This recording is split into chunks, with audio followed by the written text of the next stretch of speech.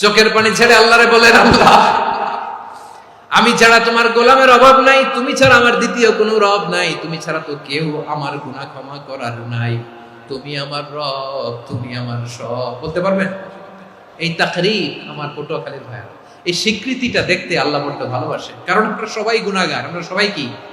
বিশ্বনবী বলেন কুল্লুকুম খাত্তাউন, আ বনি আদম তোমরা সবাই পাপী। সবাই কি?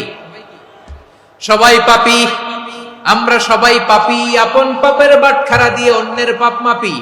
আমরা যে পাপী এটা ভাবতে মনে চায় না কারণ, খালি অন্যের পাপ দেখি আমরা, এটা ভুল।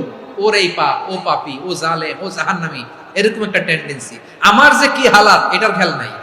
খেয়াল করতে হবে যে আমি সবচেয়ে বড় পাপী, ঠিক কিনা বলেন? পাপ করি না এমন কেউ আছি? হ্যাঁ আছি। কেউ না জানলেও জানে কে আমার পাপের ঘটনা?